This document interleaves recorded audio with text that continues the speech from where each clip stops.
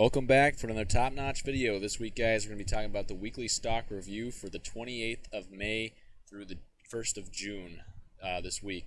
So let's get right into some things. We're going to go into some analysis of certain stocks and the markets. I just want to mention, if you guys have a TSP account for the government, or you have a Roth IRA, or you're in a brokerage account, or anything to do with stocks, this channel is for you. We do weekly reviews on the major indices, so please like and subscribe our channel. Really appreciate it. With that being said, let's get right into it. So some of the things we want to look at first in regards to the stock market is, we want to bring this up, and I'm going to just go over some of these things here. So what we're looking at on this market chart is the S&P 500, or the C fund for your TSP followers. This is 2007 to 2008. One of our major crashes happened during this time period. And the reason we look at these charts from the past is because they can help us navigate some of the things for the future, or look at our future markets, or the markets we're currently dealing with. So in this chart here, you can see that we were at a peak on 10/9 of 2007. And we took 117 calendar days out from that point to see where we were at. And as you can see, we hit our peak on the 1st of January, or I'm sorry, January 26, 2018, and this is our current year in regards to stocks. So basically what we had here is a 10 months of consolidation, as you can see with this yellow box we put up here. And here we've had only 6 months of consolidation after this correction here. The biggest difference you can see here, this is a market going into a bear market here. You have lower highs and lower lows, versus here we're seeing more of a correction. We have a low here and then a lower high, but then no lower lows. And we're going to probably see this point, well, we don't know yet, but we'll see if this point will come over and topple this point here. 117 calendar days after the peaks, this is what we're looking at. So as you can see, quite a big difference. I'm going to put up the moving averages to kind of show you some more signals of why this is more of a correction than it is a bear market. So moving forward, here are your moving averages with those same time periods with 117 calendar days out. As you can see, we have the moving averages here, and the moving averages here, what you want to see is the smallest or least moving averages versus the biggest moving averages on the bottom and smallest ones on the top. That will show you basically a bull market versus a bear market. So as you can see here, we're getting in some trouble with that peak. We see the price move below the moving averages for the first time. This is something to look at. And then we see it start to rebound here. This is traders seeing something with the markets. We see this little rebound here, and then we see it start to go back below these moving averages, and then we start to see the moving averages roll over. Usually when moving averages roll over and they get real tight and close together, we see a big move, and sure enough, we tested it here, and we had a failed breakout here of the moving averages, and then it hit here and then continued downward in a big slope down. That's 2007 to 2008 versus 2017 to 2018. What we have today is we had that plunge in February. We got into our moving averages, and then we moved back up for a while, and we were in our moving averages for a long time. Saw the test of the lowest moving averages. We did not see any rollover of our moving averages, and now we're back out on top with our moving averages, the fastest moving average on top and the slowest moving average on the bottom, still in a bullish manner with the markets still coasting in an upward fashion. So that's a lot of positive signs versus the 2007-2008 crash. So there's not a lot to be worried about at this point versus these two charts. So that's just a little bit of analysis of these charts. Here is a chart of the total market. So your total markets would be like your C fund or your S fund versus your bonds fund, which is your F fund for your TSP folks. For you Roth IRA folks, you're looking at ETF VTI, which is the total market, versus AGG. So basically, this is comparing the two. So 2007, 2008, as you can see, this is VTI versus AGG, or bonds. And as you can see, we started to decrease, kind of like we saw on that other chart. We had a peak here, above the moving averages, and then we see a rollover here with the charts, and we're not seeing anything like that in 2017 versus owing your C and S fund versus owing your stocks. I'm sorry, your bonds. So owing that C or S fund versus owing the F fund. Okay, seeing quite a big difference here, as you can see, way above those moving averages for owing C and S fund. We see that decline, that correction in February.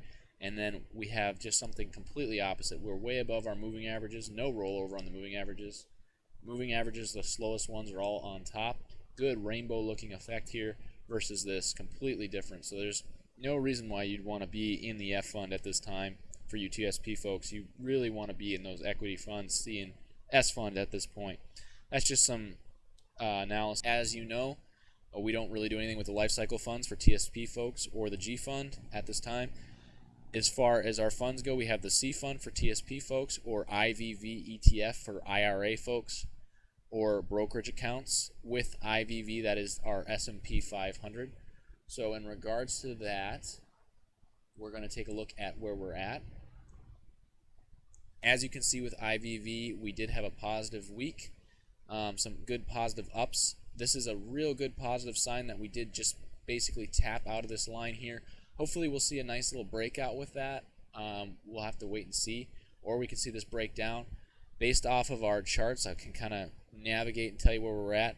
As you can see from the weekly charts, we are so close to a crossover here.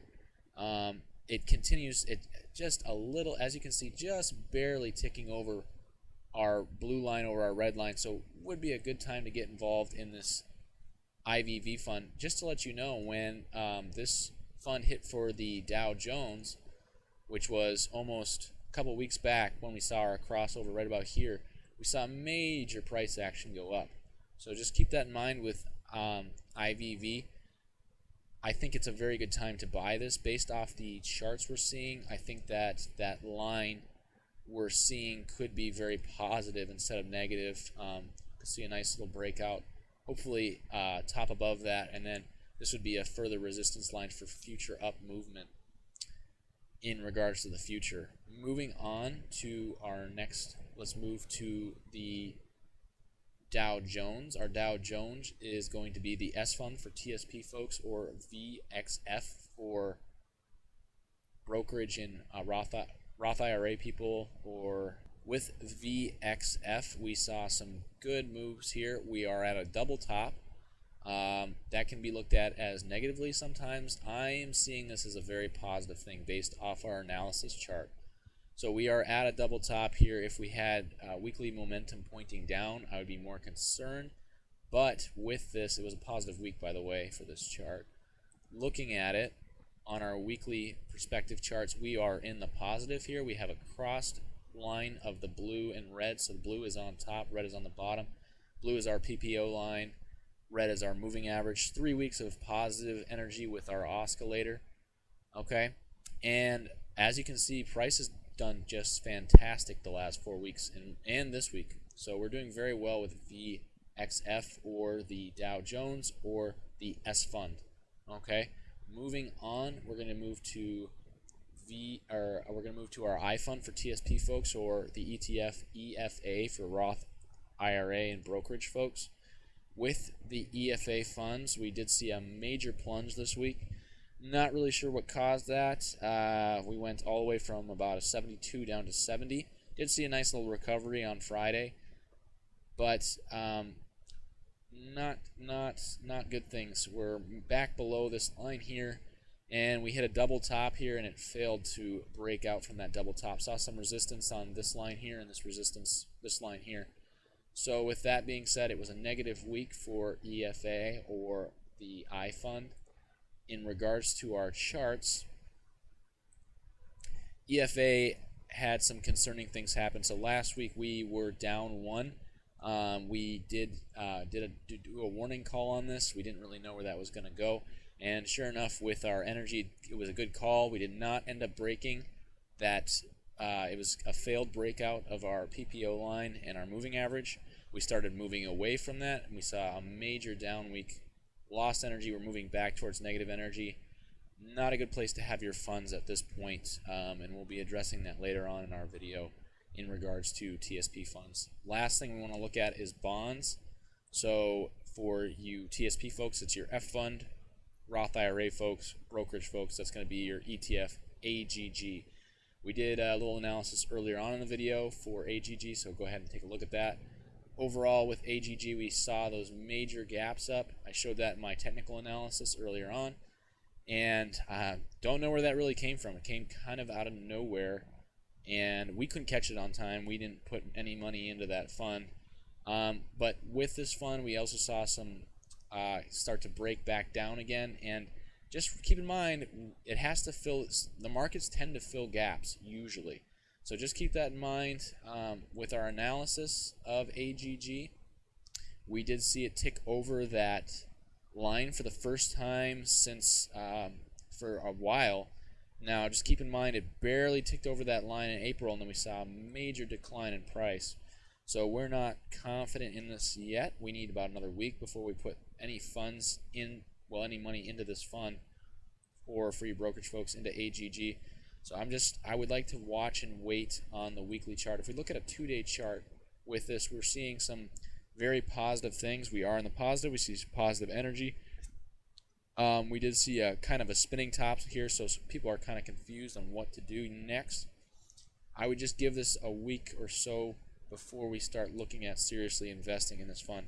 In the past, we've been very disappointed with AGG. We've seen major declines ever since beginning of the year, and we have not suggested being in this fund at any point in time. That being said, those are our funds for analysis for this week. That's pretty much all we had. If you guys have questions, go ahead and write them in the comments below. We really appreciate it. We're now going to go into our allocations.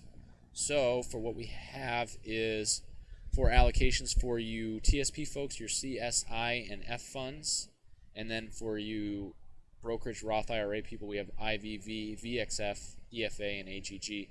We moved some of our allocation out of EFA based off of charts and analysis, so we had about 5 to 10% here. We moved that to the C fund or IVV ETF, so now our allocation changes. So when you get paid for June, make that allocation change to go to the S fund instead of the I fund. And we're sitting at a 70%, 70-30%. The only reason we keep two funds is to be diversified. We did that a while back. It's been working out. We have been losing a little bit because of that, but I really think it's better to be a little more diversified than anything else at this point, with markets kind of jumping all over the place. So that is everything for this week, guys. I really appreciate you watching. Kind of a longer video, but thanks again for your support. If you guys have any questions, go ahead and write those in the comments below. And it's another top-notch video. We'll see you guys next time.